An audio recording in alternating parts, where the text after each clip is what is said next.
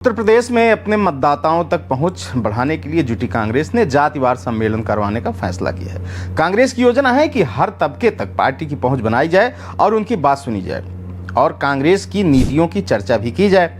कांग्रेस मान रही है कि इस तरह से वह अलग अलग वर्गों के वोटरों में अपनी पैठ बना सकेगी, जिसका फायदा उसे साल 2027 में होने वाले विधानसभा चुनाव में मिलेगा। वर्गवार सम्मेलन यूं तो कोई नई योजना नहीं है, लेकिन बीते कुछ समय से कांग्रेस ने इस तरह के सम्मेलन बंद कर रखे थे। लोकसभा चुनाव के परिणामों से उत्साहित कांग्रेस अब 2027 की तरफ नजरें टिका रही है, तो उसे इस तरह के सम्मेलन जरूरी लग रहे हैं। सूत्रों की माने तो पहले कांग्रेस में जातियों के सम्मेलन पर विचार किया जा रहा था, लेकिन कांग्रेस का एक बड़ा वर्ग यह मानता है कि लोकसभा चुनाव में हर जात के वोटरों ने उन पर भरोसा जताया है। दलित का वह वोट जो कि परंपरागत तौर पर भाजपा या बसपा को जाता रहा, वह भी हमारे पास आया है। ऐसे में जातिवार सम्मेलन करवाने का फैसला शायद उचित नहीं होगा।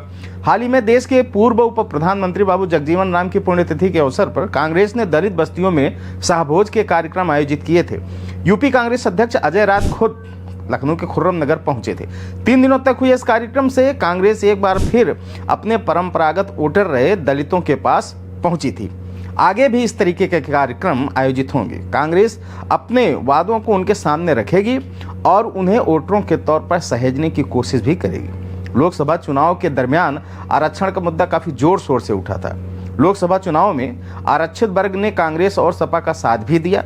चुनाव बाद भाजपा सरकार को घेरने में उसके सहयोगी ही आगे आ गए। अनुप्रिया पटेल से लेकर डॉक्टर संजय निषाद तक ने सरकार को सही तरीके से आरक्षण लागू करने की सलाह भी दी। यह भी चेताया कि जिन दलों ने आरक्षित वर्ग के साथ भेदभाव किया है वे उठ नहीं सके हैं। जाहिर है कि आरक्षण का मुद्दा साल 2027 तक तो रुकता नहीं दिख रहा। कम से कम सरकारी नौकरियों में जो हक मारने की बात है वो तो बिल्कुल नहीं थमने वाली। कांग्रेस हर भर्ती में आरक्षित वर्ग के हक से समझौता किए जाने का आरोप लगा रही है। वैसे सपा भी इस मसले पर चुप नहीं है। अंबेडकर नगर सीट से सांसद लालजी वर्मा ने हाल ही में यूपीएसएससी द्वारा निकाले गए भर्ती विज्ञापनों में ओबीसी और एससी वर्ग को आरक्षित कोटे से कम सीट अलाट किए जाने के सवाल खड़े कर दिए। फिलहाल कांग्रेस की इस फैसले से सपा के माथे पर बल पड़ना स्वाभाविक है, क्योंकि कांग्रेस उत्तर प्रदेश में जितना मजबूत होगी, सपा शायद उतनी कमजोर होगी। भाजपा के नेता तो लगातार इस बात को कहते ही चले आ रहे हैं कि कांग्रेस की नज़र सपा के वोट बैंक पर है और कांग्रेस की इस अभियान ने इस बात को काफी पुख्ता भी कर दिया है। सपा की ओर से कांग्रेस के इस फैसले पर क्या प्रतिक्रिया होती है, अब देखना यह काफी दिलचस्प होगा। इस खबर में बस इतना ही। देखते रहिए टीवी उत्तर प्रदेश। शुक्रिया। अगर आप इस वीडियो को YouTube पर देख रहे हैं तो चैनल को सब्सक्राइब करें और बेल आइकन दबाना ना भूलें। अगर Facebook पर देख रहे हैं तो चैनल को लाइक करें।